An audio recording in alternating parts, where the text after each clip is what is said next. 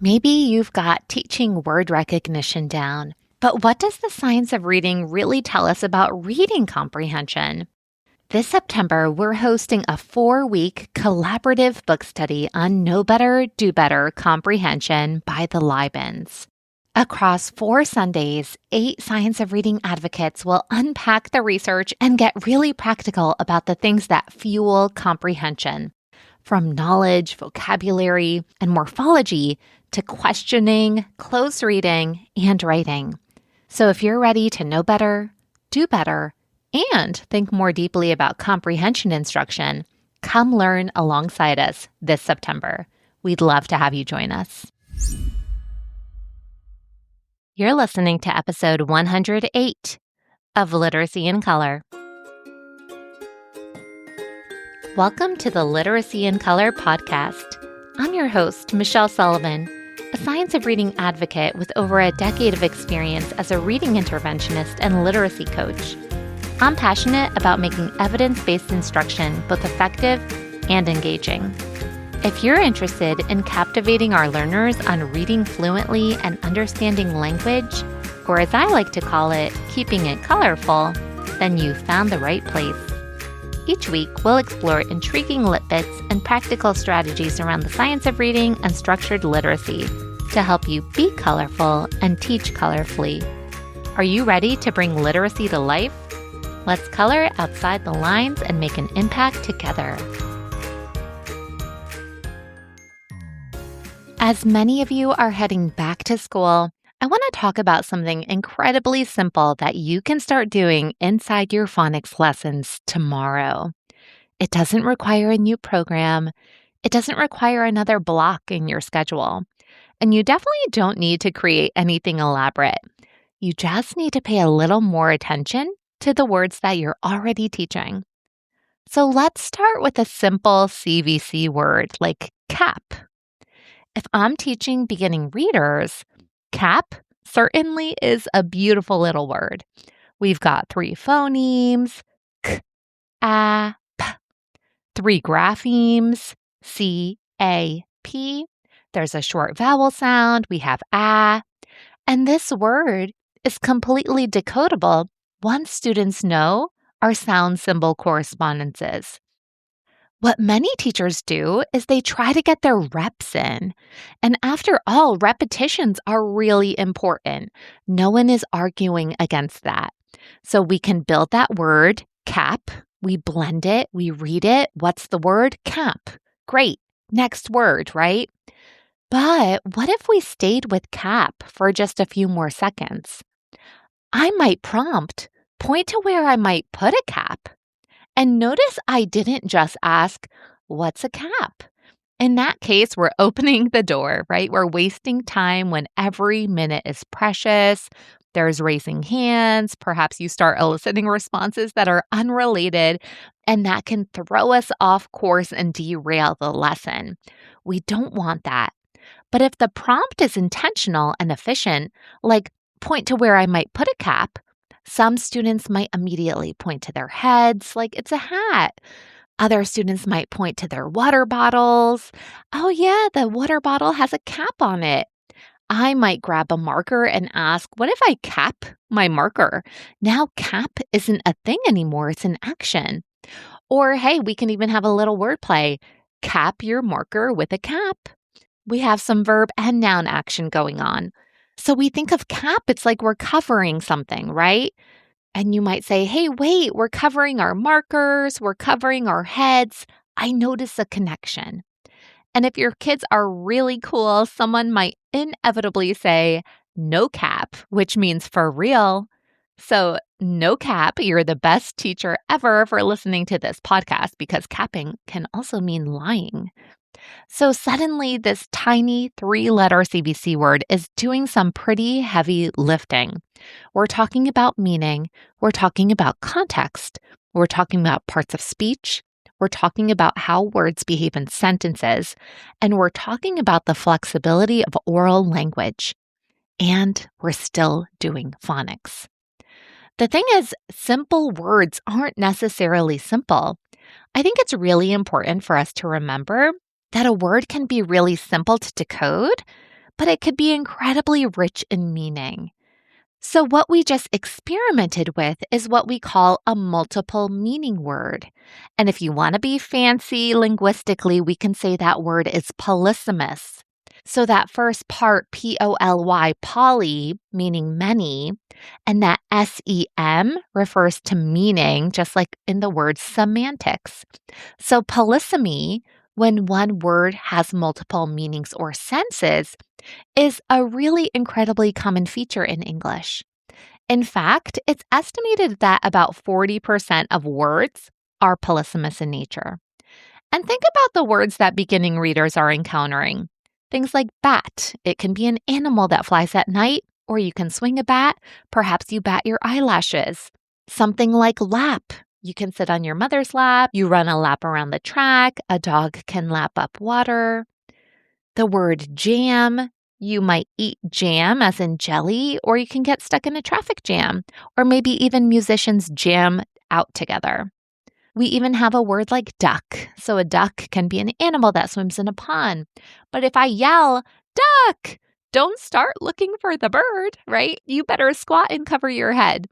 So same spelling, same pronunciation, very different job in that moment. And that's what makes this such a fertile ground for language development. And phonics is our entry point. So the thing is, sometimes our phonics instruction can be so focused on the code that the words temporarily lose their meaning. So it becomes read the list, cap, mat, tag, lad, sap, great, next, right? Or spell lap, lap, L-A-P, great, next word. And once again, I want to reinforce there is absolutely nothing wrong with practicing decoding and spelling efficiently. Students need lots of opportunities to do exactly just that. The nuance here is that we need a perky pace and that beginning readers need a lot of practice mapping letters to their sounds and vice versa. I'm also not advocating for every single word to become a derailed vocabulary lesson where we aren't efficiently practicing the code. So with that time efficiency in mind, we can't go on deep dives and explain every word, but if we never allude to meaning, we might as well be reading nonsense words if it's only rote practice. So every once in a while, we can be really intentional with our teacher language because that end goal isn't simply for students to pronounce strings of letters accurately. Our hope is for those written words to connect with the language that they understand and use every single day. So we can't forget that orthographic mapping is bonding sounds, symbols, and meaning so that words can be stored for our instant automatic retrieval. Does forming your skill-based groups feel a little mysterious? You have the screening data, but you're still asking, okay, how do I use this to move students forward? A good friend of the podcast, Dr. Stephanie Staller, runs the Reading Science Academy, and she created an exclusive grouping resource bundle free for Literacy in Color listeners.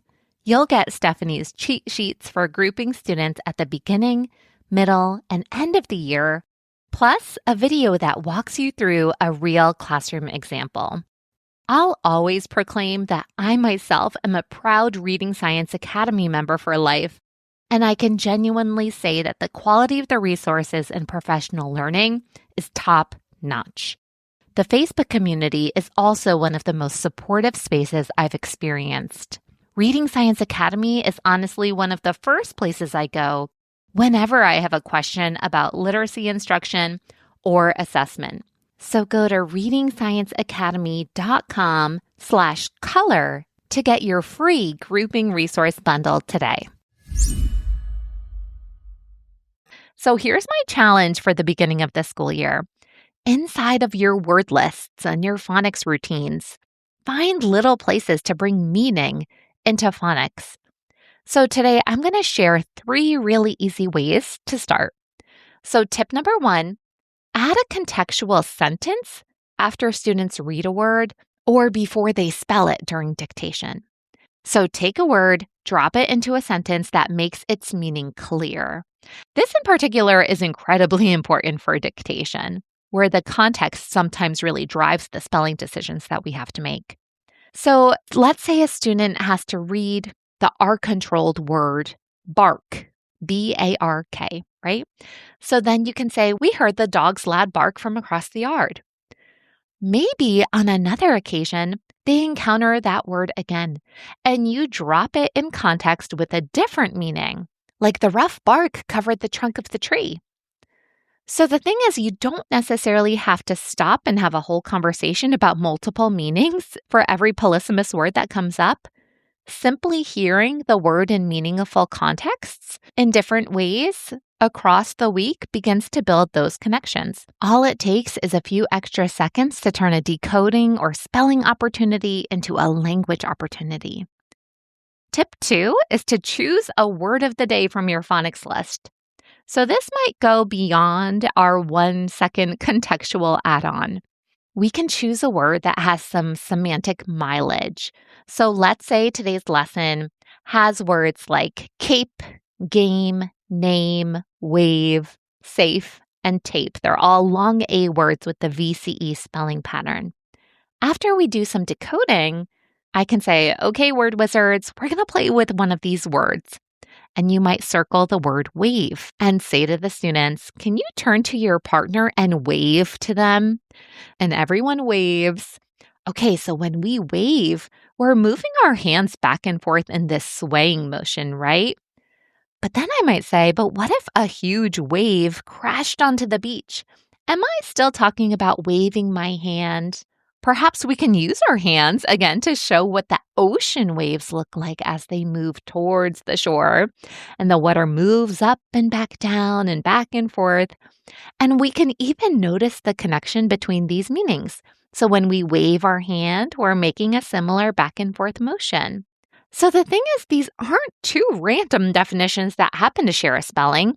We can help students begin to see how the meanings of words, even if they're different, can be related or connected. I could even stretch their language a little further. So what if I said a wave of excitement moved through the classroom when I announced that there was extra recess? And of course, as I say wave of excitement, my eyes are bulging big, my hands are expanding out. What might a wave of excitement mean? What's moving now? Now it's our emotions. And the thing is, we don't need to explore every possible meaning of wave because truthfully, I can go on and on. So a flag waves in the wind. A girl can have wavy hair. Perhaps we just experienced a heat wave in the summertime. The crossing guard waved and gestured at us to cross the street. Or on a personal note, I get to look at sound waves of my podcast when I do some editing. So we don't have to bombard with meaning. It's more like a sprinkling that is expanding our understanding over time. So the goal is to take one word students are already decoding and spend another minute or two just exploring what that word can do. You're essentially building a richer semantic representation of that word in the brain. Tip number 3 is to make this work visible. You can create a multiple meaning anchor chart that holds a special place in your classroom. So this is a lovely way to start the year because you're establishing a habit that can continue all year long. So we can tell our students we're going to be word detectives. Whenever someone notices a word that can mean more than one thing, it can go on our class chart. You can even call it an M&M chart for multiple meanings or something like double duty words if you want to be charming. And don't worry about filling it up immediately. This is something that you'll let grow organically. So maybe during your phonics lesson, you discover a word like tap. Then you add it. You add a couple of the meanings. During a read aloud, someone notices a word like wave. Add it to the chart. At recess, someone says, oh, I went down the slide. And then you're reading directions that say slide the paper underneath. So you add a word like slide.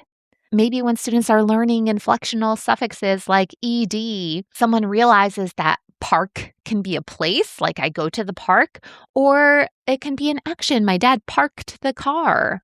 So you add it to the chart. So the chart can have photographs, it can have drawings, or it can have words representing the different ideas. But now multiple meaning words aren't something that students encounter in one vocabulary lesson, like, oh, did you know that English has multiple meaning words? They become something that your class notices about language consistently over time. And the biggest takeaway I want to leave with you today is that this doesn't have to feel like one more thing. You're following your phonics program the way you always have. Start with the words that are already sitting in front of you. Perhaps you're going to look at tomorrow's phonics list. Maybe you're teaching short A words and you see words like bat, cap, jam, lap, and tap. And instead of looking at those words only through the lens of can my students decode these, ask yourself, which of these could open a door to language? Pick one. Students will decode it, they'll spell it, they'll say it, they'll use it, but change the context. Maybe you'll laugh about it, act it out, put it in two completely different sentences. Ask what kids notice. Because one of the most powerful things we can teach children about English is that words are not just flat, right? They're flexible, they're connected, they can be really rich. They have histories, they have families, they have grammatical jobs, they're shades of meaning. And sometimes an entire mini language opportunity is hiding inside a tiny little word like cap. So if you're listening to this and thinking, okay, I love this idea, but I would also love for someone to help me find these words and build these opportunities for me, that's exactly the kind of work we're doing inside the Beyond Phonics Club. So Sarah, Paul, and I have created ready-to-use lessons that expand language that slide right into phonics and a batch of resources targeting multiple meaning words specifically that help you take the phonics students are already learning and stretch it into richer work with meaning, vocabulary, grammar, and language. So that's Beyond Phonics Club as part of Logos Literacy Academy. So I just want to reinforce, we're not asking you to add another subject to your literacy block. We're helping you see how much language is already hiding inside the words that you're teaching. So if you're ready to go beyond phonics without leaving phonics behind, we'd love to have you join us inside the Beyond Phonics Club. And whether or not you join us, as you head back to school, my challenge for you is to find one word this week and see if you can extend it. At the end of the day, phonics helps students unlock the word, but meaning gives them something worth unlocking. And if you ask me, that's definitely something to smile about. So I'll see you next time on Literacy in Color. Thank you so much for tuning into Literacy in Color. I hope today's episode left you feeling both inspired and equipped with something new to add to your teaching toolkit. If you're enjoying this podcast, it would truly mean so much to me if you'd leave a 5-star review. It helps other educators find the show and join our colorful community. And don't forget to hit the follow or subscribe button so you never miss an episode. For more tips, tools, and resources, be sure to check out the links in the show notes at michelleandthecolorfulclassroom.com. Thanks again for listening, and I'll catch you next week. Until then, be colorful and teach colorfully.